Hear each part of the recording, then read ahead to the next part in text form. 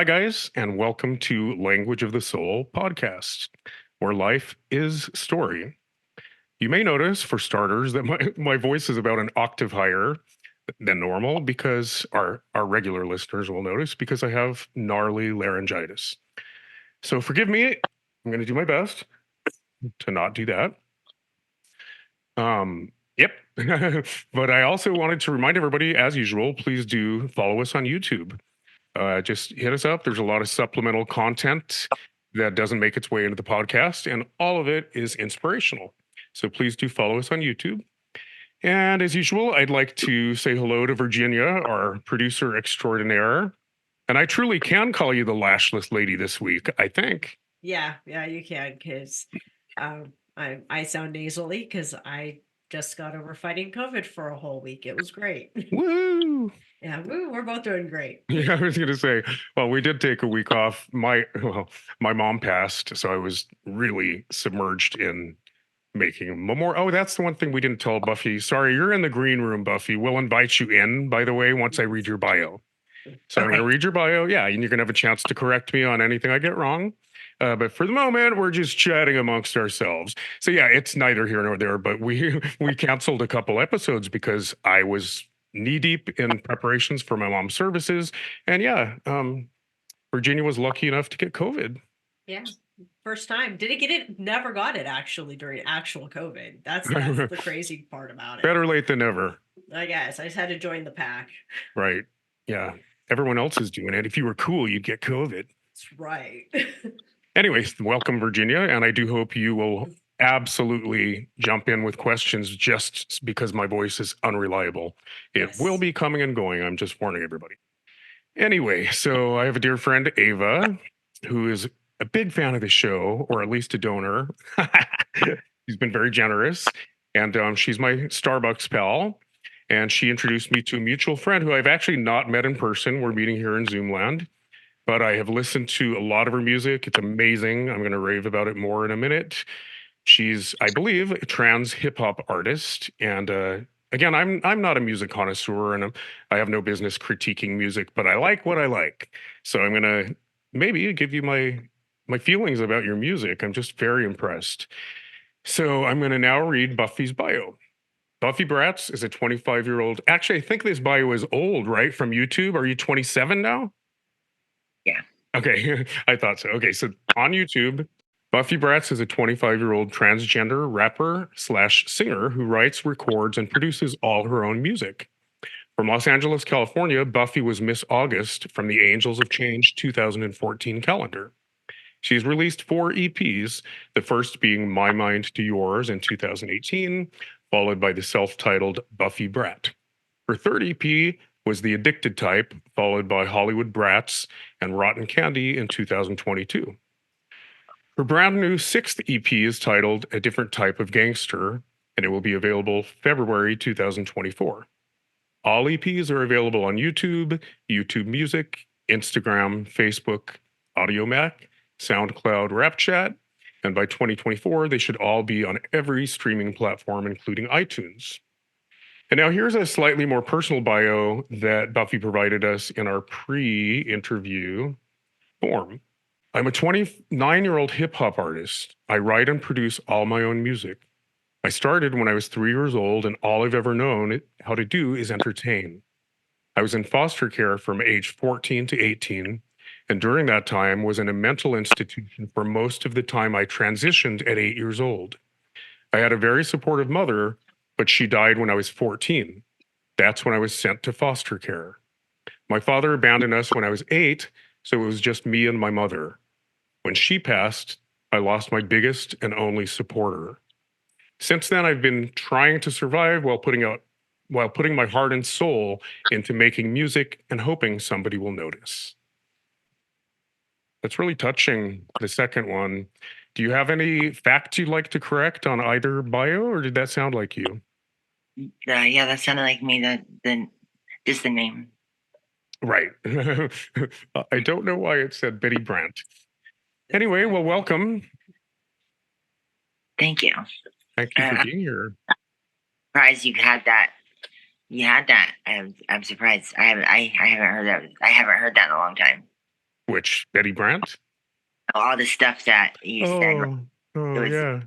mind-boggling right now. I was like, whoa. Well, the initial one did come from, I believe, SoundCloud. And then the second one was what you put in our form that you filled out. So I guess Virginia, you can obviously jump in anytime because I am going to lose my voice. But maybe I'll start with my reaction to your music because I was just kind of blown away. I was able to listen to Love is, I'm going to keep listening. I've subscribed to, I think, YouTube and SoundCloud both.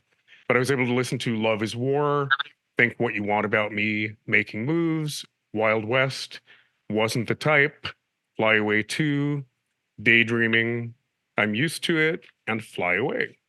Wait, and Gone Too Far, and Disrespectful. So again, I'm not, I grew up playing piano. I just played chords. I was vocal music president in high school, but I'm not a trained musician and I really have no business reviewing. But I just really loved the music because it was cathartic. I loved the hardcore stuff where you were clearly, you know what I mean? Just getting out some angst. It's cathartic to listen to. But I also just found it very layered. It's almost hypnotic the way the little sort of interwoven melodies and rhythms. It was almost hypnotic, if that makes sense. So I loved it. And I guess my first question would be, can you tell us a bit about your creative process? How do you approach a song? Do you come up with lyrics first? Do you come up with melodies? Instrumentation first and start layering it? How do you approach a song? I pretty much, I have a journal and I write every day in my journal. Mm-hmm.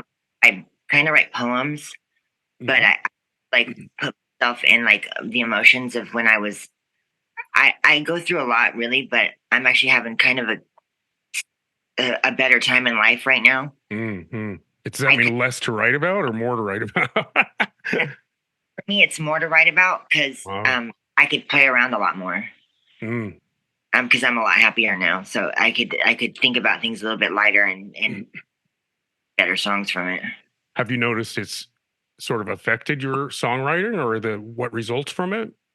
Yeah, I have like a lot more pop songs now. I have a lot of songs I haven't released that I'm like I seems like I'm making a new song every day. Oh, so you're more productive because you have your needs met? Is that kind of what I'm hearing? I think so, but at the same time, I'm writing as deep of music. Yeah, well, exactly. I mean, as a writer, I'm not a songwriter, but a writer. I've noticed when my life is not exactly where I want it to be, I have the luxury, and it's the other way around. Sorry, when my needs are met and I'm stable, I tend to write kind of tragic endings or kind of manufacture angst, if that makes sense. And then at different other times of my life, when I could afford it, I found myself actually writing happy endings. So I think whatever's going on in your life informs the work for sure. I would absolutely agree. And then Sarah McLachlan once said, it takes you a lifetime to write your first album. And then once you get a record contract with a gun to your head, it takes you a year to write your second. When you're kind of forced to come up with content, Yeah. So you go sorry, go ahead. For me, I've been hoping that I want that. I want that structure really bad. Yeah, I'm more productive, believe it or not, when I have my needs met as well. People say, no, you got to, suffer for your art and you got to have angst. And it's like, I've got a lifetime of angst. There's no, limit to what I can tap into. But when my needs are met, including a relationship, I actually have the luxury of focusing on producing work. So I relate to that. I want to go back a little bit though. So you write almost like journaling or poetry, you said, in your journal. How does that become a song out of curiosity? Oh, I have like 2-3 phones, and 2 of my phones are my studio. Nice. And I have like a really amazing I want to say app, but it's also software too, but it's called GarageBand. Right. I use it actually. It's phenomenal. It's I my thing. agree. I've not even anyway. I just do it to lay vocals on existing tracks. I haven't It's used loops very much, but yeah, your work is them out. so layered. It's amazing you did it in GarageBand. You check them out. Yeah, the loops are so cool. I swear the loops are so cool, and they come up with new ones all the time. As long as you have your phone hooked up to internet, you'll get it.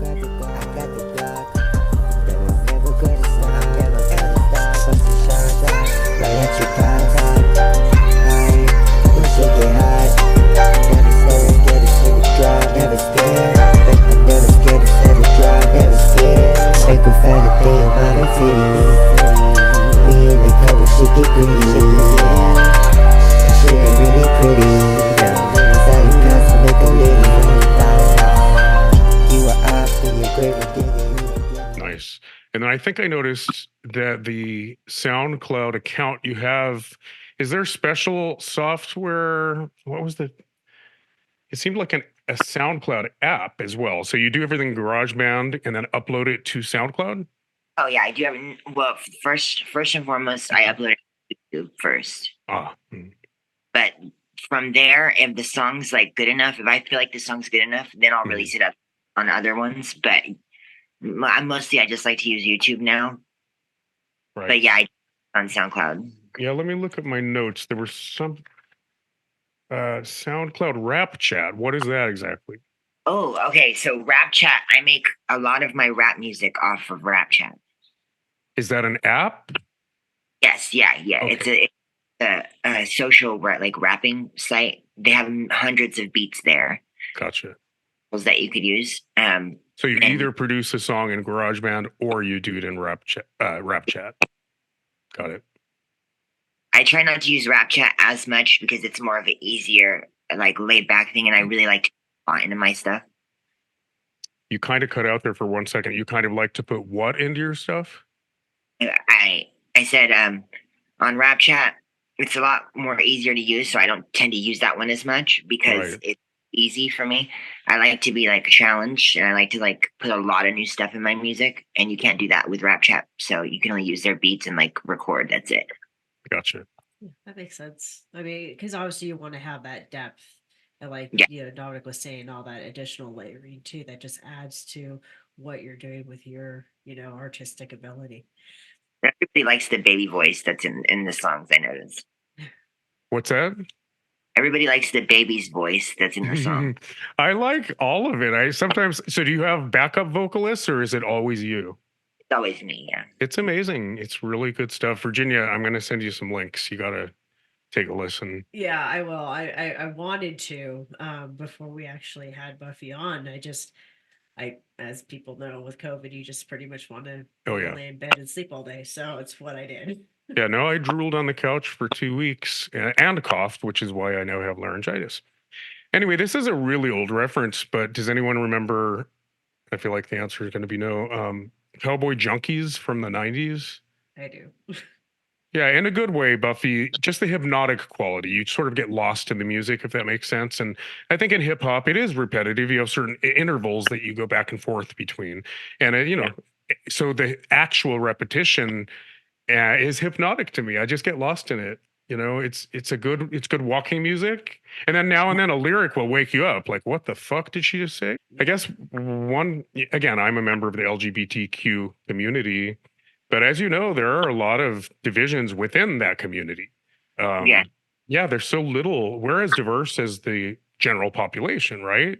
So I joke like, my brush with lesbians is very limited. I think I was out and very not so active in the gay community. I'm a pretty horrible homo. I think they should have taken my card away a long time ago. But in the mid 90s, probably almost 30, I started going country western dancing at oil cans and a couple others. What were Rawhide, and literally my whole relationship with the lesbian subculture within the gay community was I'd go ask for a light, on the patio. If I was smoking, I'd go get a light.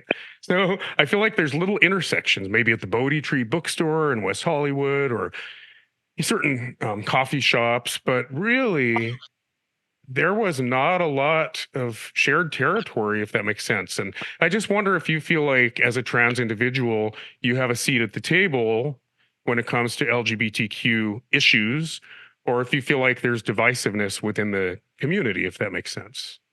I absolutely feel that. Yeah, I feel the divisiveness a lot, a ton. Usually, it's between like trans girls. Like trans girls, there's not a lot of trans girls that really like each other. Really? Yeah, it seems like it. Or either they like each other. I mean, either they don't like each other, or they're like clicked up in like a little kind of like gay group. Right. I Do you can have a see theory? Do you have a theory why that would be? They're richer. Wow, yeah. Well, Yeah. like I was gonna say, I can understand that because and this is the first. I mean, I brought it up a few times on the podcast, but for the first time for you, Buffy. So my oldest, who's my biological son, recently came out 2 years ago as trans, and so is in the process still of transitioning to female. But I know when I talk, and my oldest is a Dominic, but now goes by Dominique. And I know for her, she has said that she has felt that in the community that she tends to have more friends who are generally either non-binary or they are sorry, I'm losing my voice now, or they're gay or lesbian versus someone who is trans. Like she's even told that trans don't really hang out very closely with each other Hmm. unless they're which I know is different, but what Dominique told me was like, unless they tend to be a drag queen, then it seems like the drag queens tend to be a little bit more buddy buddy, Yeah, yeah, is what she's noticed. yeah. It's absolutely. They're a little bit more meaner, and like Mm-hmm. I would say, like trans girls seem to have more of the softer side of a woman. You know, like Mm. the more side. I definitely am not as mean as some of the drag queens I've met. Yeah, and I actually, when I used to work out in Hollywood, I had a couple of friends who were drag queens, and I do see the difference between um, Dominique, my child, versus the drag, who's trans versus the drag queens, because Dominique definitely wears her heart on her shoulder at all times. Like, Yeah, I mean, it's always right there at surface level. trans people are very sensitive. Yeah, Yeah, exactly. And I've noticed that different because that was like the big thing with my husband was, well, isn't Dominique technically, like a drag queen? I'm like, oh no, no, no. I'm like, Well, they're like if I could jump, they're like prima no, donnas.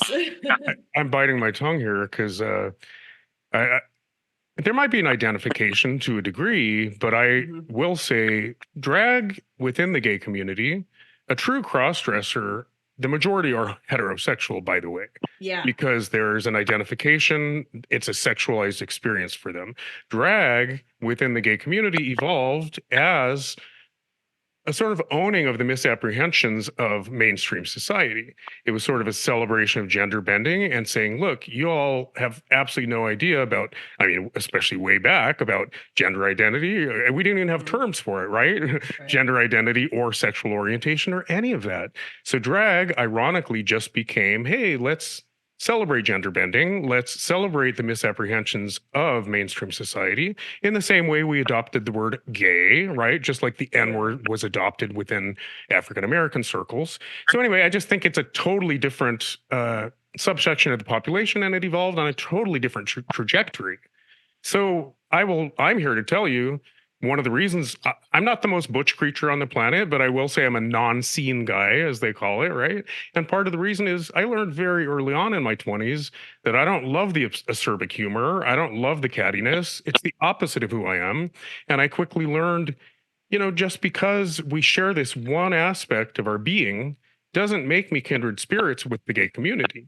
I rejected a lot of the stuff I was being spoon fed, if that makes sense. And I would have said at one point in my life, like, I really have very little in common with these people. God forbid I get stuck in a convalescent home with a bunch of homos when I'm older. I'd jump out the window. You yeah. follow So me? Yeah. Oh So, yeah. do you identify with drag queens, or are they just the bitchy, catty homosexuals that I'm tired of? You know? probably the same. It's probably the same. Yeah. Oh. I think it's entirely different. Yeah, no, no, that's what I'm saying. That's the one thing I've learned with, watching what Dominique's gone through, and that's why I was so excited when Dominic told me that we were going to have you on Buffy, is because you know a lot of people don't understand what it's like to be transgender. I mean, like for us, Mm. we were, and I don't know if your family and friends felt this way, but like I said, it was 2 years ago that that Dominique came out. But growing up, I know some people feel that way their whole entire life. There was no indicators at all with Dominique as my biological son growing up. Did very, and it But wasn't would she say the same though, or would she say actually I had an inkling, or I never felt no, comfortable in my body? she never says she felt comfortable. That's why I'm just kind of wondering, like, Buffy's experience with it, because Exactly. for Dominique, I mean, like, was never into sports, definitely was not a sports, person at all. Not saying that girls can't be into sports too, but just sports was never, I mean, was definitely more of the gamer um type personality, but definitely was like, liked Bionicles and liked Pokemon and Oh wow. um, played, with Legos, but it was Star Wars Legos, not the Barbie Legos. And, has two younger sisters. When they wanted to play dolls, did not want to play dolls with them. So it was kind of like, when did and what we found out is it was during college years that Dominique started to, explore who she was sexually and on the gender level. And that's when she identified finally with who she really was inside. It wasn't when she was younger. So I'm just kind of curious, like with you, like when did that, did you feel that when you were younger, or was it something as you got more into puberty, kind of like what started Mm, happening with Dominique? no. When I was I I was very feminine as a child, very very feminine as a child. Mm-hmm. Extremely bullied as a child for claiming they would claim I was gay, Hmm. but I Oh, never ever had felt that. I knew I liked boys, but I also knew that like I didn't know the difference between a girl or a boy when I was like 5, 6. mm-hmm. So like I would always play the girl in the game for some reason in games and stuff. I was Mhm. very extra feminine to where it's just to me it's like I just so happened to get lucky enough to get a supportive mom. Mm. My father Yeah. was supportive, but Mm. she actually let me transition at 8, and it was only that she let me do that because my father had left when I was 8. Mhm. Mm-hmm. So I was able to have a supportive mom to to get me through that. But that's what I had chose. I know that I this topic is very hard. It's a very hard topic to get into. Oh, absolutely. I feel terrible because people they always tell me that my mom is bad and stuff, and Mm-mm. it's Mm-mm. not true because I really didn't. I even though I didn't know the difference really early on, when I did figure the difference, I knew I was a girl, and Mm. Yeah. no one was going to tell me otherwise. Yeah. So, in fact, the day that my mom came to me and told me that I could go out as one or the other to Mhm. choose, it was only because she found out that I was wearing her clothes while she was gone, Right. and that was when I was 8 years old. Wow. That's So, that's awesome that your mom was supportive, because I know that's one of the hardest things, with the transgender community, is the fact that a lot of times parents don't understand and are confused. I mean, that's been one of probably the saving graces for Dominique in our household, is because I am in the process of getting my licensure for clinical mental health, and so I understood the difference between what most people would call a choice or a decision versus an actual, this is who I am, yeah, Mhm. identification. And so I think it's Yeah, great that there's your a mom. learning curve though. I'm guess, even for you being submerged in psychology and counseling, there's got Mhm, to be a learning curve. I mean, if Cher, right, admits mhm. that she didn't handle it all too well when Chaz transitioned, that says a lot.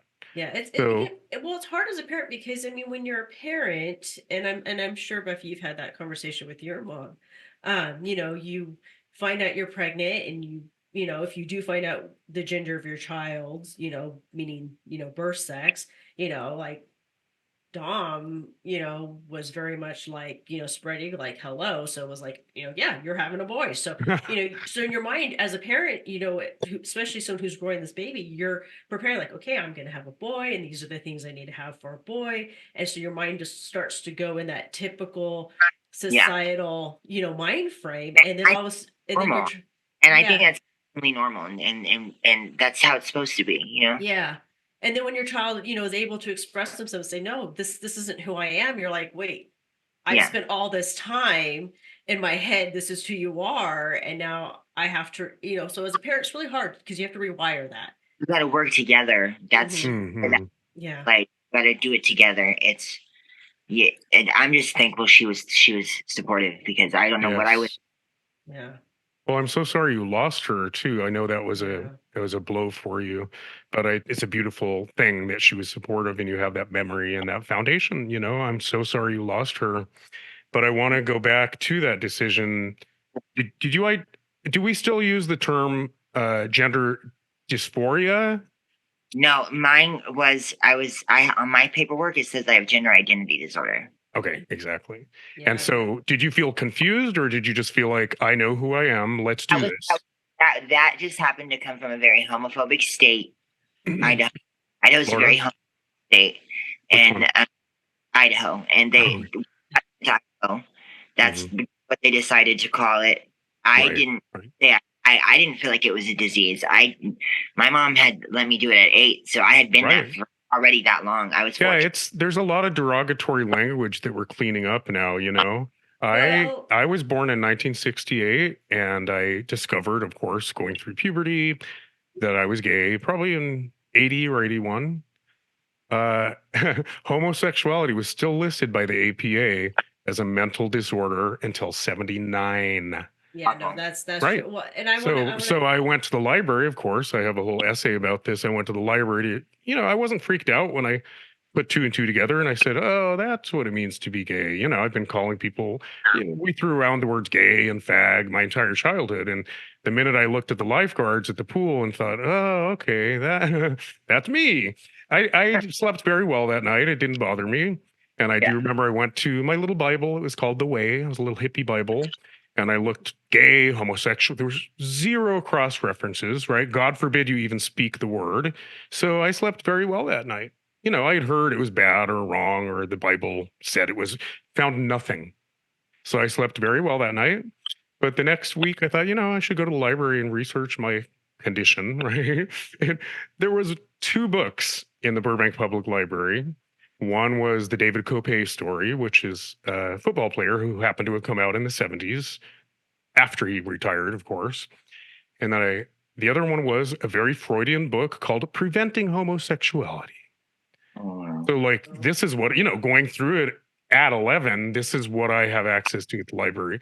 But I was smart enough at 11, I had a pretty good bullshit detector. And when I read all the cliches like, oh, distant father, overbearing mother, all gay boys played with dolls, I thought, yeah.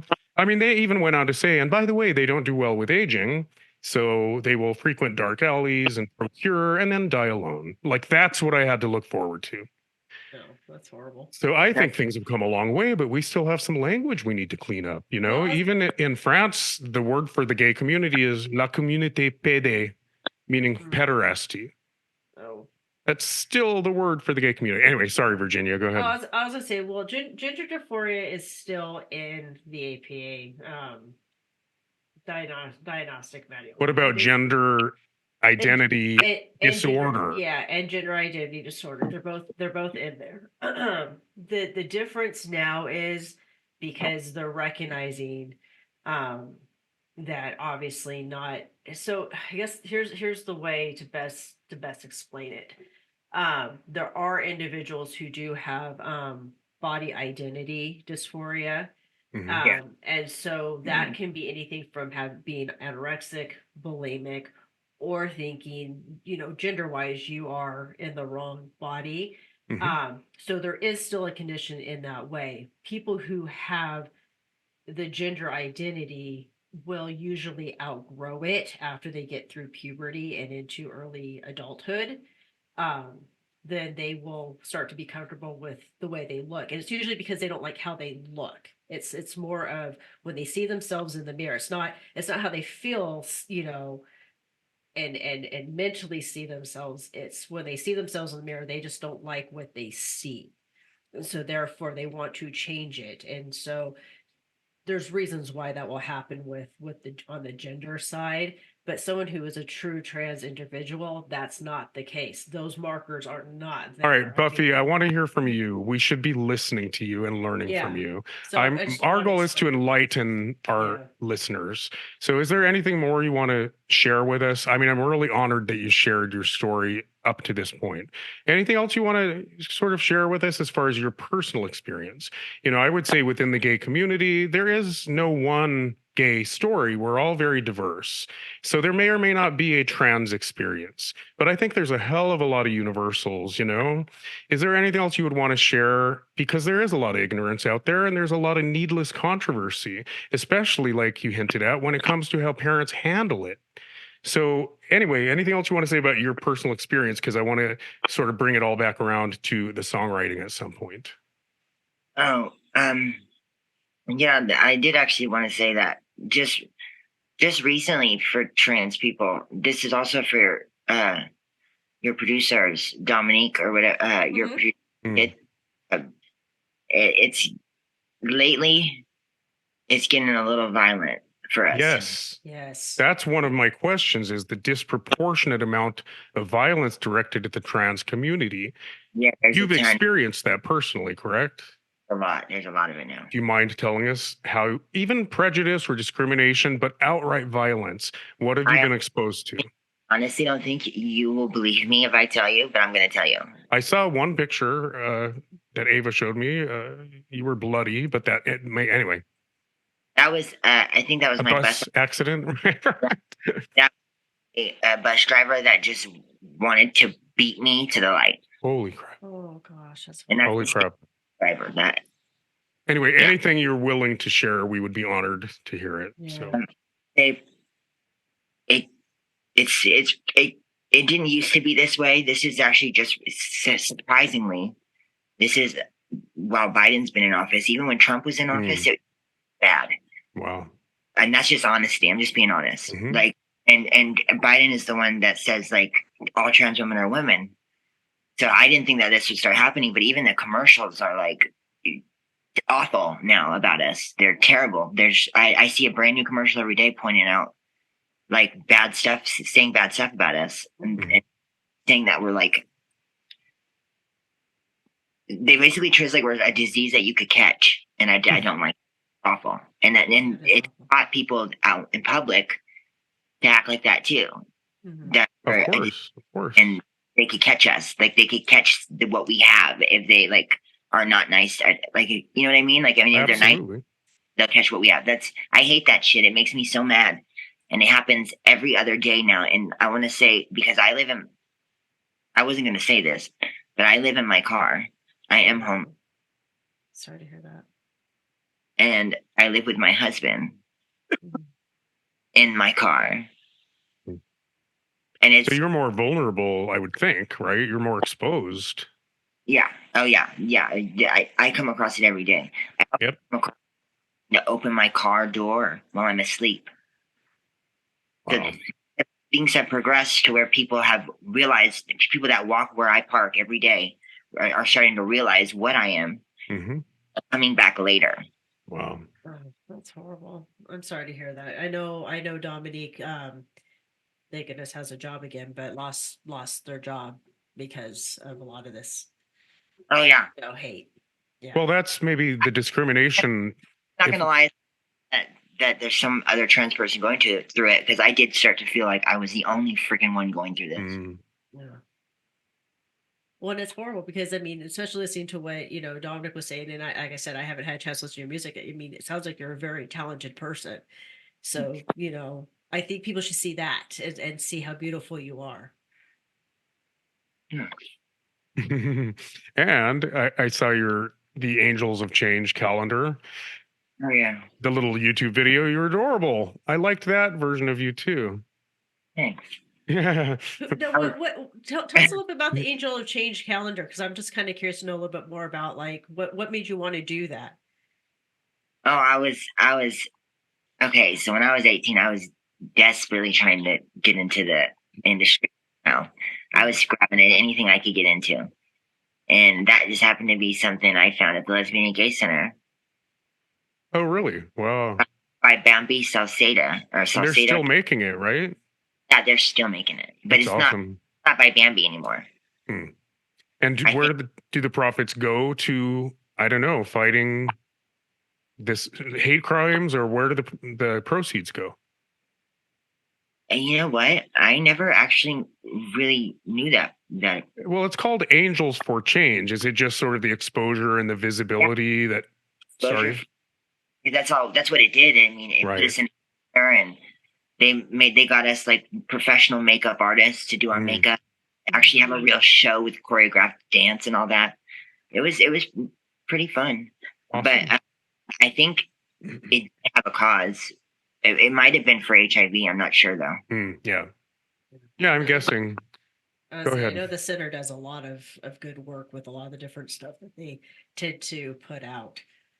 You know. Yeah, I almost taught art at the Gay and Lesbian Center in LA, but I think that was my first glimpse of the divisiveness we've been talking about within the community. That was the one on Schrader? This was years ago. Maybe they moved, right?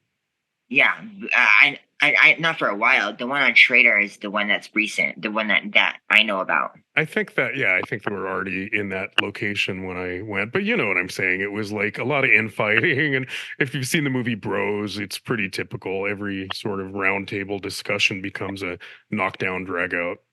Yeah, you know, and it's like there's competition too. Like, you know, my woes compared to your woes. I remember there was a triple minority, a black lesbian paraplegic, and you know, like she kind of ran the show because she was a triple minority. Anyway, those kind of politics.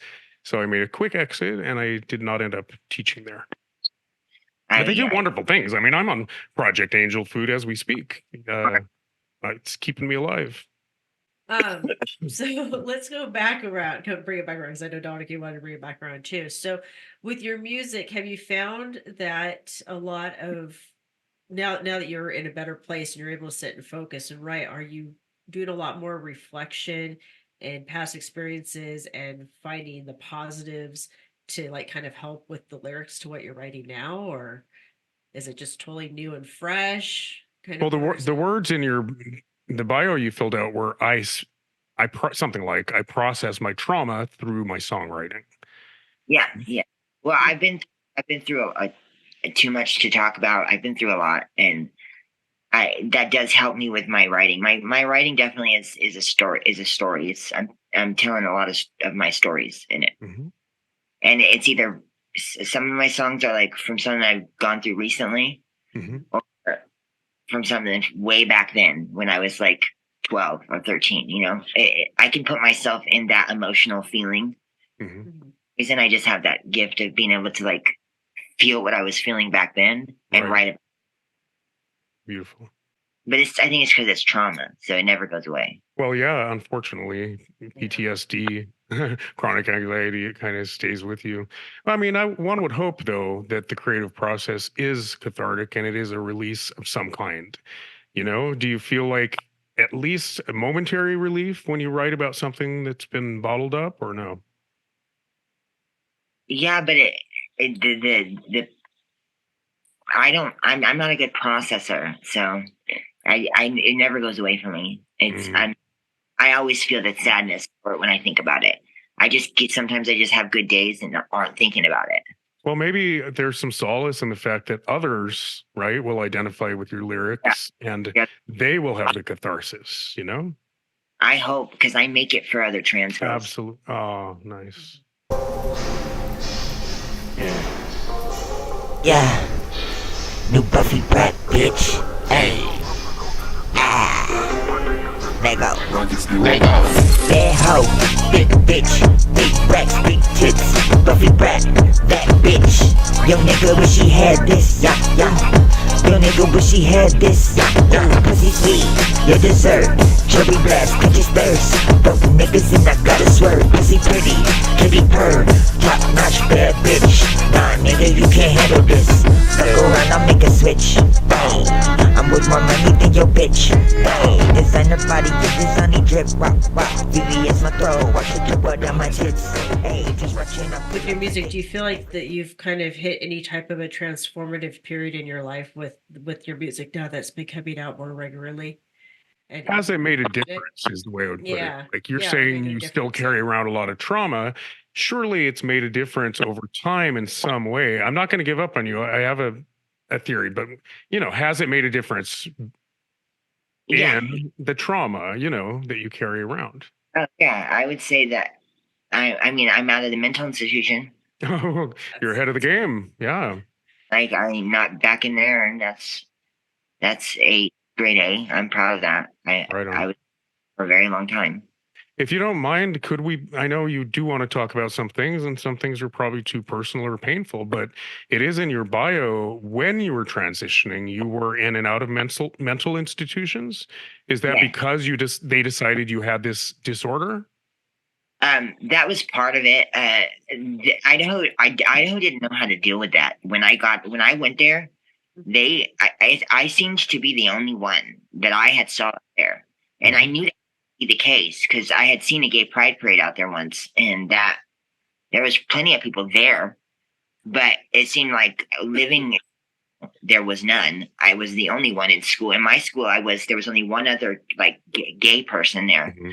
Who was known for being gay just because they wore like girls' cowboy boots, but they weren't a girl. They weren't a girl like I was. I was. Well, believe it or not, even growing up, sorry, there's a delay. Growing up next door to Hollywood in Burbank, right here in Southern California, in the 70s. Again, I was born in 68. All we had was Jack Tripper on Three's Company, and he wasn't even gay. He was pretending to be gay to take advantage of rent control. Like zero examples. And I called it Looking for Intelligent Life on Mars. Yeah. Yeah. I was, I think I was 21 and starting at Disney when I finally met some real homos in their native habitat. You feel pretty isolated, Did you say at Disney? Yeah, I worked at Disney feature animation, and I think in college I was aware there was a gay student union, but I was busy with college. I remember at Disney was the first time I really had lunch right with a fellow homo, and it's kind of sad that you can grow up in Burbank and really feel that isolated. Yeah, that's awful. Yeah. Anyway, surely nothing compared to what you experienced. But so you're no longer in an institution. I think your songwriting is serving others, right? There's some beauty in that. But if you maybe think about the difference you are making for others, and sometimes when we serve others, that is our healing. It's a lot of people make lemonade of lemons by taking their own trauma, right, and turning it around, and that becomes their purpose. I think you're doing that. Thanks. I just hope at some point you will feel that it's making a difference, for you. I hope that it shows a difference at least soon. Like I hope people see it more. It doesn't seem to get many views. Well, I think sometimes we make, we're calling it transformation, right? But we make changes on the inside and we grow and we learn and we evolve, but it takes a while for our circumstances to reflect that. I call it our circumstances and conditions. I've grown spiritually a lot the past 3 years since actually my AIDS diagnosis, and spent 18 days in the hospital and almost died. I've put my spiritual growth on the front burner and had a huge, huge learning curve. But I'm not homeless like you, but I'm a step above. If I had a car, I would be living out of it. Yeah. So I'm kind of waiting, you know what I mean, for circumstances and conditions to reflect all that growth. It takes a while. Yeah, I guess it got me a car. There you go. You got to count the baby steps. Absolutely. Yeah, I think you're right. Absolutely. And ride the momentum too. Once you start recognizing little baby steps, you got to ride that momentum. Anyway, I have high hopes for you. I like what you just said. Well, thank you. I have laryngitis. I'm sorry, laryngitis. I'm envious that you're drinking Starbucks. Yeah, isn't it like so bad? It's everything. I'm actually shocked that we have Starbucks out by me because we didn't have them for the longest time. Well, because it's a bunch of Mormons in Utah, right? Yeah. Is caffeine even legal? It's here. It's here. So I live in, just so you know, Buffy, I actually live in St. George, Utah. I'm actually from the area you guys are all living in. I'm from the LA area.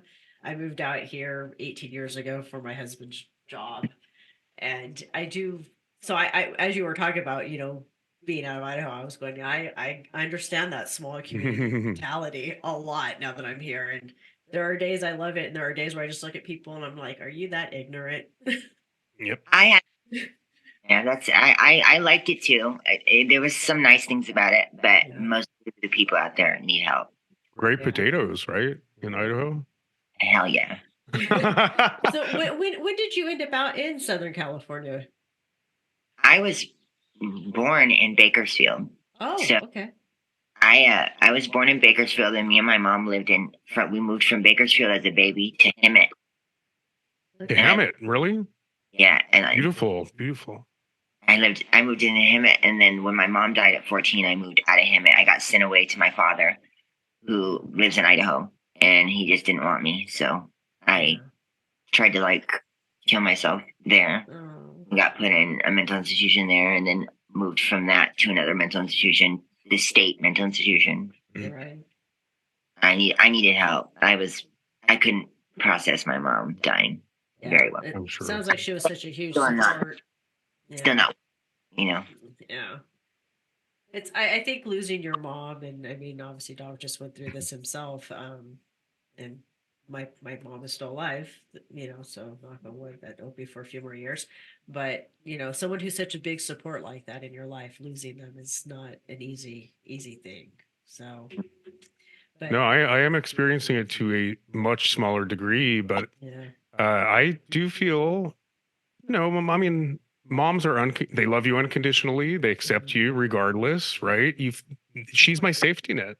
So I would say my entire life, I have abandonment issues. I used to pray every night as a kid. Oh, and please don't let Blackie and Tootsie die. My two black labs. Please don't let Blackie, talk about abandonment issues. So I've been aware, a lot of my writings are about missing mothers or the sleeping goddess, and so clearly my entire life, my biggest fear has been losing my mom. But now that it's happened on January 3rd, it's really just that I feel a little more alone on the planet. Yeah. I feel like, who knows what's going to become of my nuclear family? Who knows how tight we're going to become as a result, or if we're going to drift apart? I very much feel the loss, you know what I mean? Just in that you call your mom when you have a boo-boo and you want a kiss, but I also feel a little less safe, if that makes sense. She was my champion the way your mom was yours. Yeah. I absolutely agree. So you feel like you never mourned it, or you just still carry around that loss in some way?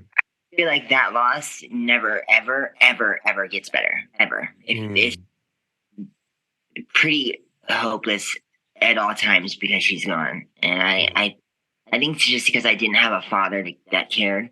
Right. Like any foster parents really cared much either. I think the most person that cared was a nurse at my mental institution, pretty much. Is there a song that you wrote that was ever directed specifically to your mother or about your mother? Yeah, I have a song that said "Didn't Get to Say Goodbye." Mm-hmm. Oh, I'll have to go listen to that. I think that's one of the ones I listened to. Yeah. Trying to jog your memory. Well, I have a list of the ones I listened to. Anyway, but I did subscribe. I'm going to keep listening. Yeah, no, I'm definitely gonna listen. I have a bunch. I haven't. I have a new album that I am working on called Bratts versus Barbies. Nice. Oh, I love that. Thanks. No, I have to, since you mentioned it, I did work on a Bratz. So the Bratz are the slutty little dolls with the belly button rings and yeah. So I worked on a little CG animated feature that was a new line of dolls from MGA, right? MGA is the company that makes the Bratz. And I guess they had a new line of dolls and they were trying to promote it. So let's make a movie, little CG animated feature. It was direct to video. But I was production designer. I spent about 9 months on it. And then Mattel sued them. And Mattel is Barbie, right? So the feature got shelved. But anyway, I have an ongoing relationship with the Bratz. They have a whole. Do you remember? I mean, your name doesn't come from the Bratz, does it? No. Actually, I wish did, but no, it doesn't. Anyway, that whole because I found them back in the day. I was like, do kids really need this, right? Now Barbie did her own damage, but is this really what young girls need? But they had a whole chart. They would bring out this chart and go, well, she may have a belly button ring, but here's the extrinsic quality and here's the intrinsic one. So if they seem superficial and materialistic on the outside here, and they had a whole chart like justifying how sort of materialistic they were. Anyway, Oh, sorry, excuse my language. say it again. I said I freaking love Bratz dolls. Good for you. I think they were what I needed when I was a child. Oh, I love that. Yeah, Well, that's what these execs were saying. Like, but they have a heart of gold. Yeah. I think Bratz was such a good doll to have come out because it helps break that stereotypical, unrealistic body shape. Yeah, Exactly. big head thing was really attractive to me. I liked it. Yeah. Well, and they were curvier too. They had hips, Yeah, their feet came off, Yeah, exactly. My So- Ken doll in the late 60s and early 70s was not anatomically correct. That was very disappointing. And actually, as a gay man, like I'll say, I really didn't have an inkling until puberty, like you mentioned earlier, Virginia. Thinking I used to say, I really didn't know until I went through puberty. Then I think guys know what they're whacking off to, really. But I would say, as an adult, I was like, actually, I did have a strange attraction to the Jolly Green Giant and Mr. Clean, the brawny paper towel guy. I just didn't identify it as a crush, Mhm. But what was my point? Oh, like I had a neighbor that who's still in touch with her. I just saw her at my mom's services, and she tried to seduce me into the world of Malibu Barbie. She got a Malibu Barbie and she was so excited about it. She tried to get me to play with it, and I just couldn't go there. I have a very Italian blue collar thug of a father. So I was like, yep, can't do Malibu Barbie. Sorry. Mhm. So I'm curious, Buffy, you mentioned that your album you have coming out is Barbie versus Bratz. What made you come up with that title? Bratz versus Barbie. Oh, sorry, Bratz versus Barbie. What was the inspiration behind that title? I noticed that a lot of the new music nowadays is people taking shots at each other. Mhm. And a lot of the girls that are up and coming right now are taking shots at the girls that are under them, like the ones Right. that are, let's per se, like underground. Mhm. I would say I'm underground, and I would say Bratz represents the underground, Mhm. and Barbie represents kind of like the mainstream. Wow. Yeah, totally. It's so it's that, yeah. Yeah, there's a lot of dishing and clapping back going on, right? Or Yeah. like, I love that because Barbie. Did you see the Barbie movie by chance? I didn't. Oh, I wish I could. It's about kind of what you're saying, the power Mhm. structures and the, as Virginia mentioned, the not just the unrealistic body image, but just everything, right? Women are damned if they do and damned if they don't. Yeah, Yeah. yeah. It really focused on everything that's supposed to encapsulate what it means to be a female, and all of the things that we have to try and live up to, but at the same time they're like these impossible kind of goals, and then if we don't hit them then we're berated for not hitting them, and so it's like we have to try and be everything to everybody at all Yep. times, Right. including ourselves. Yeah, it's a So, dance. It's a It right. is. Yeah. It is a dance to be. I mean, I'm sure Buffy can totally speak to that. It is Mm. totally a dance to Yeah. be a female in this world. 'Cause Well, nobody's if you ever can get been. your hands on it, I think it's streaming now, so you might be able to watch it online if you can get near a laptop. It's a great movie. Yeah, yeah, for sure. I mean, I want to. I wanted to theaters. That's when it mattered, Mhm. It holds up. I watched it on I streamed it and it holds up on a small monitor. It does. Okay. Yeah, you'll get a lot out of it. Okay. Anyway, Virginia, do you have any questions or shall we bring this back to story before wrapping it up? I don't have any others that I can think of right now. I'm looking over my list. I feel like there's something I forgot. Well, thank you for sharing your experience. I was really wanting to hear about, whether we're calling it gender dysmorphia or dysphoria, sorry, or they called it gender identity crisis. I did want to hear what led up to your decision to transition. So thank you for sharing that. I know it's very personal. And thank you for sharing a little bit of the violence you've been subjected to, because I think that's where we need to really turn our attention politically. Let's stop talking about bathrooms, for God's sake. It's ridiculous. Or even when children should have access to gender affirming care. I think those are all very silly conversations when people are dying. Yeah, I don't think that should even be a topic, like, right now. No, The bathroom thing or the Both. right, exactly. There's people dying here. It's thank you. Yeah, Well, real quick, sorry, there's a bathroom in my neighborhood at a little coffee shop. And we're so liberal and progressive in LA, supposedly, right? But there's a bathroom and the little icon on the door, instead of a male or a female, it has a male and a female and like a mermaid with 4 arms and a tail. It's like, it kind of says it all. It's like anything goes. We don't care. Just fucking use the restroom already. Yeah. That didn't even matter. Like, right. Well, and I like it's such an individual, thing. Like, all of us have our own individual things that we all have to, go through. Yeah. Be it positive and negative. So I think when everybody starts focusing on it the way that they do, that they lose sight of how it's affecting, so many people in bad ways. And I think that negativity just is horrible. So Well, I'm going to get on a soapbox a little bit because, Virginia, we've talked a little bit about people's comfort zones and why people are having the reactions to the whole bathroom issue. And there's, a very small percentage of the population that might be justified in their fear. But I would say we can't be protected from everything all the time. And society right now tends to want to litigate safe spaces and triggers and comfort zones. And it's gone too far again when there are people dying. What I really want to hear, what I really want everyone to hear is this: a climate is created that permits violence.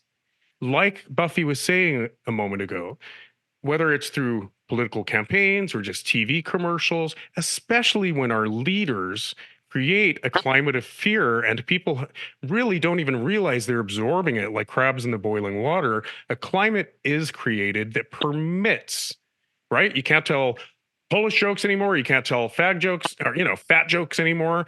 But actually, there's an unexamined level on which we still are allowed to discriminate against certain subsections of the population. So the best example of this I can give is, if anybody remembers Matthew Shepard, he was the boy who was literally crucified. He was, and this is when hate crime legislation was very much at the forefront.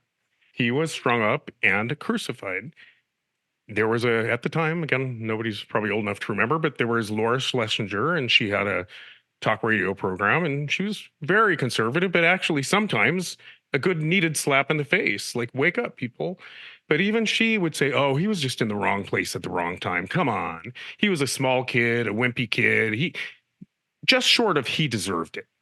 Yeah. But she just couldn't take a step back and see that this fag joke there, this little bit of rhetoric over there in this commercial, this little narrative that made its way into pop culture, all those things together 100% create a climate that permits not just homophobia, but violence. Okay, I'm stepping off my soapbox. No, and that needed to be said, so thank you for saying it. Yeah, I agree, every word. Okay, I thank you. I'm glad you liked that. Did I mention I have laryngitis? Yeah, yes, you did. But I will preach. I've been known to preach with laryngitis. You're good. Yeah. I actually don't do it that often on here, but I guess I feel strongly about that one. No, we needed that said. So I'm just curious, Buffy, is there anything that you would like our audience to walk away with, any specific message on top of what Dominic just said? I would say they should be nicer. Everyone, yeah. Everyone should be a little bit nice. Let's just love each other. Yeah. Kindness, remember that? Take away the veil, y'all. Mm-hmm. Get to know the person for who they are inside. Yeah. Well, yeah, I do think it's exposure too. Even again, Laura Schlesinger, she'd say, "Oh, I have gay friends," and I thought even at the time, well, you're not a very good friend to them then. Oh, I've had a black person in my house. Like, okay, well, but Laura Schlesinger again and again would fall back on, but I have gay friends. I Yeah. 100% said it. Well, then you're not a very good friend to them. Don't use that term so loosely. Yeah. I have people in my own family that, they can't be expected to realize how all of their actions impact my peeps, the gay community. But it can be very disappointing. So, yeah, I agree with you, Virginia. See the person for who they are and maybe make a concerted effort to gain some exposure. Some people in a potato field in Idaho, do they have potato fields? Just may not have a lot of exposure. Yeah. I have a black neighbor who said, it's not my job to hold your hand and enlighten you. I don't, and I've never held hands either. But everybody can take it upon themselves to, you know what I mean? Find opportunities to expose themselves to diversity. Yeah. Yeah. Absolutely. Thank you so much. Thank you. Yeah. Buffy, can you share where our listeners can, again, like, where they can go and find all your music so they can learn more about you? You can find my previous albums on YouTube and Audio Mac and Rap Chat and SoundCloud, basically all of them. I'm figuring out how to do iTunes because I want to be able to like sell it, but I don't really care about that. So I kind of just like want everybody to just have access to it. Right. So well, right now we have 3 links. We have your SoundCloud link. We have a YouTube link. And if you don't mind, I was going to put the Angels of Change link in. How do you feel about that? Oh my God. No. Did you say yes, we can? Go ahead. Okay, Yeah, it's cute. It's very cute. It's But anyway, long. sorry. You reminded me of Britney Spears. Are you okay with that? No, don't talk about her. I can't. I love her. She's my everything. I love her. Oh, well, back then, that's who you reminded me of. I literally model my entire personality. Like, I watched her as a child so often, I got her tattooed on my arm. But Nice. I so often, I like, my life felt like it started to line up with what she was going through, like the conservatorship. Like, Wow, yeah. it was so like close when she cut her hair off. It was so close, the timing. So I had always, like, I had kindred spirits with her. Well, maybe think of her as your luminary, right? Because things are turning around for her. Yeah. That's a great example for you, Yeah. She's getting her, I call it agency, your empowerment back, your agency back. And personally, I do pick luminaries. When I find someone that's actually living their best life, right? Like you said, they don't care about getting filthy rich or owning that yacht or that mansion. They are truly finding their purpose and giving back. I focus on those examples and they actually redeem humanity for me and they make it a little easier to get up in the morning. And I'm not kidding. If you can just go, wow, she turned her shit around and she's on the up and up, that's inspiring. Isn't it? I love Britney. I know. She's my favorite. Well, again, thank you. Your links will be in your bio. And then Virginia's going to follow up. She does with all of our guests with a link to this episode. And if you like what you see, please share it. I will share it. Absolutely. Yep. So I will email you and let you know once we have it all put together and uploaded into Buzzsprout, who sends it out to all the different platforms for the podcast. I will send you the date that it's going to come out and the link so that you can share it and let others know so they can listen to the podcast. Yeah, I have a few like specifics I want to send it to. Okay. Awesome. And just so you know, we're still growing our platform. How many episodes in are we, Virginia? Like 14 or? I know we're quite a few, and we actually had a few people reach out to us because they were impressed with how many we did get out in such a short period of time. Anyway, my point is we're still growing. We're rather new, but actually we've got a lot of momentum. And each episode, they kind of predict how many listens your next episode's going to get based on past history. So it's growing all the time. So we can't guarantee anything, but maybe the right ears will find your music, a couple couple people might be introduced to it. We can cross our fingers. Yep. It's good stuff. It needs to get out there. Agreed. And Dominic and I share out on our social platforms too, so it reaches, of course, people who follow us as well. I'm also a dancer, and I dance just like Britney Spears used to dance in her prime. Oh yeah. Can you be hired for events? Oh yeah. Okay. Well. All right. I'm all ready to hook up. Trust. All right. Thank you so much. All right. It was nice to finally meet you. Yes. Nice to meet you, Dominic. I appreciate your time. And thank Ava for letting you turn her place into a studio. I know, right? It worked out good. The lighting's perfect now. I don't know what changed. It's perfect. Thanks. I moved away from the window. Oh, Ah, okay. Well, we'll have you on for a part B yes. and with the good lighting. Cool. Yeah. All right. All right, guys. Touch with you. Take care. Take Thank care. you. All right, bye. And to all of our listeners, thank you for tuning in. And remember, life is story. And we can get our hands in the clay.